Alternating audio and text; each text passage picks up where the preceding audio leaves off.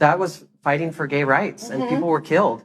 Nobody was killed at Stonewall. Nobody was killed. Trinity K Bonet. You know, I can't really think of any other queen that has managed to impress me in such a short amount of time as she has. Because having the full package as a Drag Race contestant isn't all that common. So when it does happen, it's cool to see. But it's even better when it's from someone who you wouldn't have expected it from. So let's just dive right into this video. But before we start, allow me to introduce you to Beducated, the go-to platform for sexual education and liberation. With their extensive range of expert-led courses, Beducated is here to help us enhance our intimacy, boost communication skills, and unlock our full pleasure potential. We know that openly discussing intimacy and sexual wellness can be very challenging in our society, but Beducated is here to break those taboos, promoting positive conversations and fostering a supportive community. The platform offers over 100 different courses on relationships led by the world's top experts. It's a safe space for all, no matter what your relationship status, sexual orientation, or gender is. As the name suggests, Beducated is all about education. That's why they have a full list of different courses that caters to all individual preferences. But the best part of all, their content is delivered in a safe, inclusive, and judgmental-free environment. I personally took a Beducated course about enhancing emotional intimacy, and it was a transformative experience. It taught me more about how to communicate my feelings properly and become more vulnerable. So thanks to Beducated, my relationship has grown stronger. So if you're ready to embark on a brand new adventure, head over to their website right now and use code GREENGAY to get 40% off the yearly pass for Beducated. Better yet, try all Beducated courses for 1 day free. You won't get charged for the first 24 hours, so you can cancel anytime. And it's a no-risk commitment as it comes with a 14-day money-back guarantee. Click the link in the description to get it now. Now, back to the video. Trinity's journey begins in season 6, which filmed in the summer of 2013 and aired in early 2014. Naturally, she would end up lip-syncing for her life on 3 separate occasions, to 3 different songs that showed her wide-ranging performance skills. It's funny, because usually the challenges on Drag Race are a good way of showcasing the talents behind a contestant. But for Trinity's case, some of her best moments came from her lip syncs. We got her doing I'm Every Woman by Shaka Khan that relied more on conveying emotion rather than flips and tricks. And her lip sync against Milk to What a Man brought a more R&B feel to the stage. Yet when you have Milk hopping around the stage, it's kind of hard to not look even more stunning. Even her lip sync against Adore Delano, which resulted in her elimination, was arguably one that she also could have won had it not been for it being her 3rd time in the bottom, and also not having a lot of prospects ahead of her in terms of winning the crown. After that, she would become known as the lip sync assassin, and in my opinion was one of the early queens that the fandom actually began using that term for. After, of course, queens like Coco Montrese, who lip synced 4 times on her season and to this day hasn't delivered a bad performance. The term would end up evolving over time. In recent years, the concept of a lip sync assassin has been used as a token label that must be given to whichever queen on a new season delivers in performance. And if I'm not wrong, Raja O'Hara on season 11 would be the first contestant to actually voice within the show that she herself was a lip sync assassin for the season, making the term sort of officially canon, because up to that point I had only ever heard the fans use it, rather than queens on the show. And of course the use of the phrase would result in the show itself capitalizing off the term when they introduced the lip sync assassin format on All Stars 5. Subsequently, while they'd go on to invite several lip sync assassins to the stage, Trinity would never actually debut as a lip sync assassin within the new All Stars format, mostly because she was a contestant on the 2nd season they introduced that concept in. Yet in order to understand her journey on All Stars, we have to go back to the start. Trinity's time on season 6 was actually a lot better than I remember. She had some of the most put together runways of the cast, especially for the era. It's even more impressive when you think that most of Trinity's runways for season 6 were outfits that she already had in her closet, so there wasn't a lot of outside purchasing she had to do. But maybe her having such an extensive drag collection to choose from came from the fact that Trinity moved out of her mom's house at just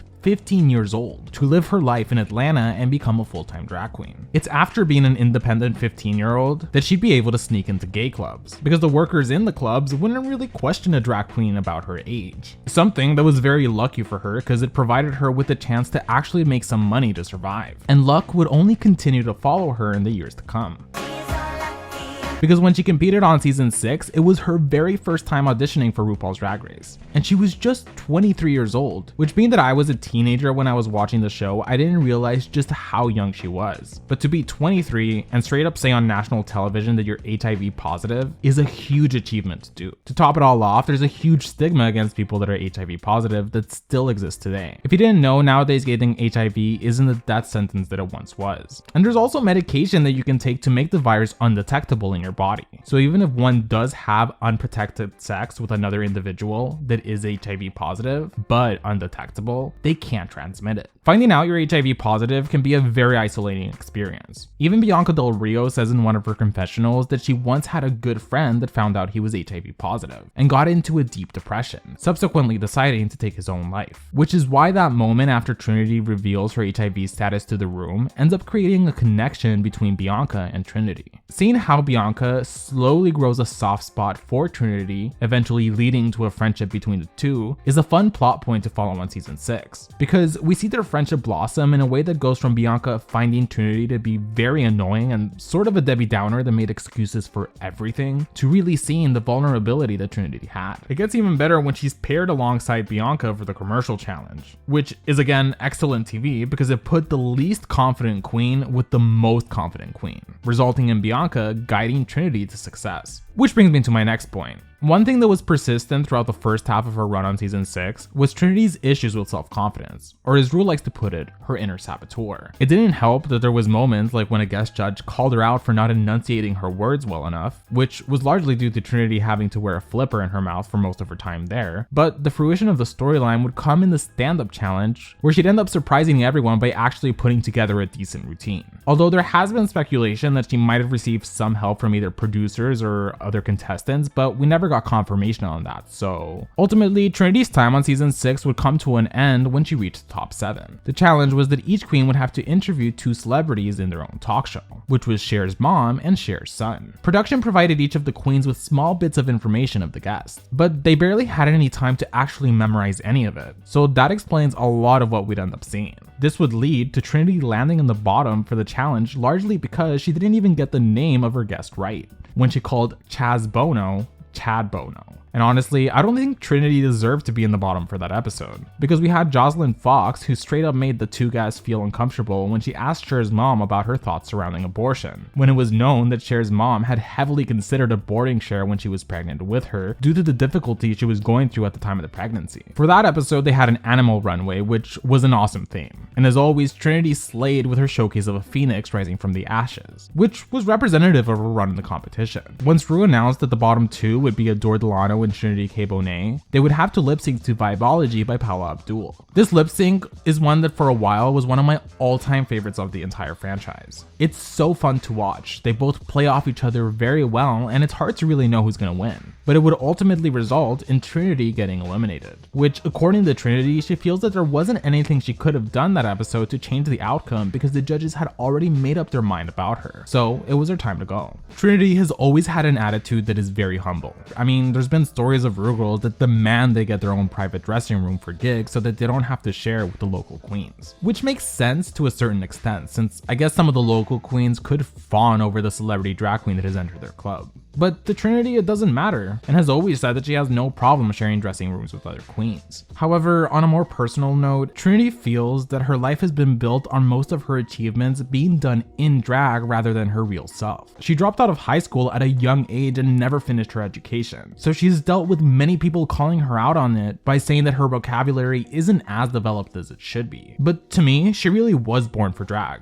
I mean, look at this performance she did in 2012 for the Miss Black Universe pageant show. Like, sure, maybe she doesn't fully look like Beyonce, but I mean, the way she moves her body makes me feel things in ways that gets me excited just by watching her. But it makes sense that she's so mesmerizing because Trinity's name is a reference to a character from the Matrix franchise. And obviously the K stands for Kardashian, but she said in her Meet the Queens that she doesn't actually use the full last name for legal reasons, which made me think that maybe that's the reason why Calorie from season 10 made her last name Kardashian instead of Kardashian. But anyways, the next time I'd really see Trinity get some mainstream headlines was when she appeared on Taylor Swift's music video for You Need to Calm Down, which featured a good portion of Rue girls. In it, she played Cardi B, which is funny because if anything, I thought she would have gotten the role of Beyonce. But that was given to Riley Knox, who's a queen that's actually known for how much she does in fact look like Beyonce. Although Taylor did get critiqued by many fans for supposedly using drag queens as tokens for making herself look better than she really was. But props where props are due, she did put her money where her mouth is when she invited all the queens to join her to the VMAs as they walked down the red carpet and performed alongside Taylor on stage. To top it all off, not only did they all go up on stage with her later that night when Taylor won the award for Best Music Video,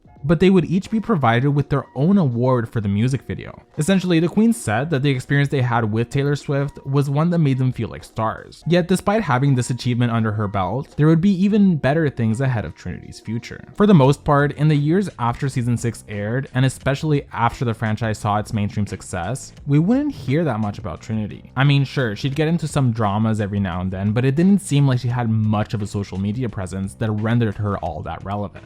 But all of that would be changed when she was cast on All-Star 6. Going into All-Star 6, Trinity didn't even think she would make it to the finale, to the point that she didn't even bother to bring a finale outfit to the show. Which is why, after actually being there for a couple episodes and realizing that she actually stood a chance, that she decided to put together an outfit last minute for when the time came. Even though Trinity would end up winning a decent amount of challenges on this season, I still feel like she could have won a little more. What I mean by this is that I tend to forget that Jan even won a challenge on All-Stars, and when I do, I forget what challenge it was even for. When I rewatch this season, I can acknowledge that Jan did a very good job doing her Lady Gaga performance, but I would have preferred if the win had gone to Trinity instead, especially when we consider Jan would end up fumbling the bag on the lip sync, and we could have had Trinity do a good job with the womanizer performance, just as long as she made sure to glue down her wig. And also, I just wanted to see Trinity come full circle by going from Bianca laughing about Trinity thinking she could be a Beyonce impersonator to winning a challenge as Beyonce. But regardless, her impersonation of Beyonce allowed her to go down in herstory. Once it aired, Trinity was showered with a bunch of love, but one person that she had hoped had given her some props was none other than Beyonce.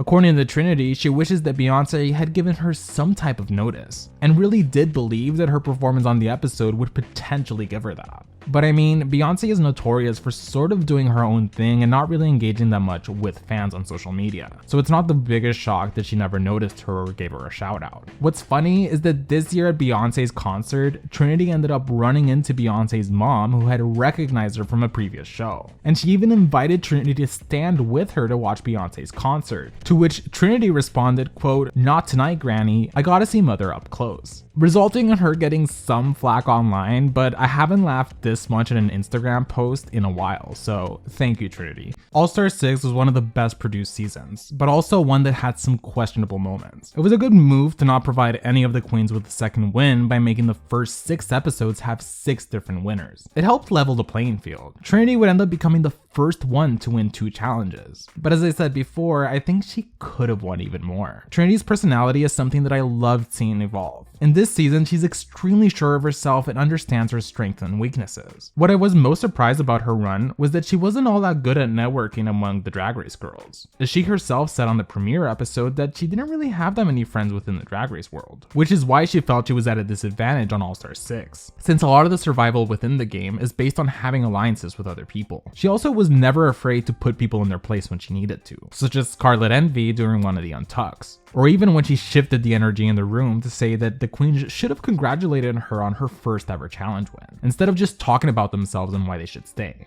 Trinity had a beautiful trajectory on this season. She focused a lot on herself, and not only were her runways really good, but also super diverse. It's easy, I think, for queens to get stuck on a certain aesthetic, where even if a lot of their looks are to a degree different, they still seem like they belong to the same fashion line. But Trinity went above and beyond with her runway package. Trinity really did come to play, which is why the lead up to her eventual elimination was extremely unfortunate. But speaking of her run, it must be crazy going from almost being the first eliminated queen of the season to suddenly becoming a clear frontrunner and potentially the winner of the season. It was that drive that gave her the energy and mindset necessary to keep the momentum going as the season played out. Yet things wouldn't end up panning out, because while Trinity did end up making it to the top 4, the queens would be told by production that a new queen would be joining them from the twist of the game within a game, which is why she wasn't the happiest while watching the lip sync SmackDown, because she knew that it wasn't fair to have an eliminated queen return to the competition and take away the place of one of the queens that had already made it.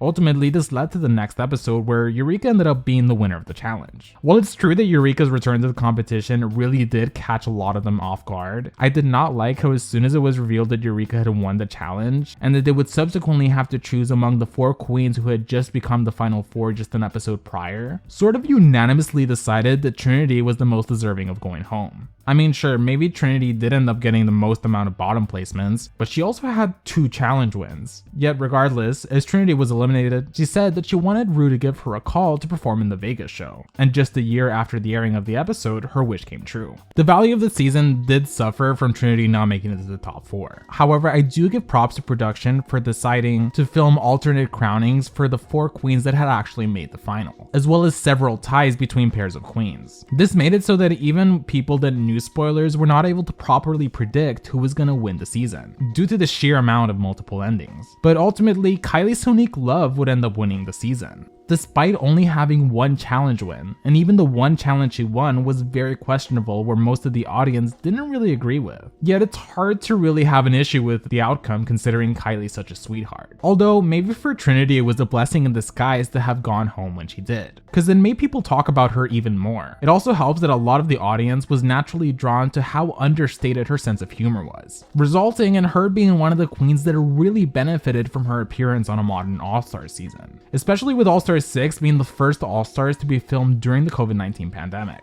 which was like a renaissance to many of the queens' careers. Thank you again to Beducated for sponsoring this video. Make sure to click the link in the description to get your offer. I want to take a moment to thank my patrons. In the Elite Pink Squad, we have Matthew Burns, who is such a sweetheart. Thank you, Matthew Burns, for all your support. Gay Uncle, Wendell Norris Realtor, Tyler Hendricks MD, Poppers Alberta, and Sari Tish. In the Gay Squad, we have Ethan Von Queer and Emma Malander. And in the Green Squad, we have Azure, Cayman Rider Furry, Franny Fish Sticks, Edgar Allan Pup, Onacole, The Only Sean, LP, and Soy Poblete. If you'd like to see your name on the screen, you can support me on Patreon. The link will be in the description. Thank you guys so much for watching this video. Please subscribe to the channel if you haven't already. Comment below what you thought about the video, and I'll see you guys next time.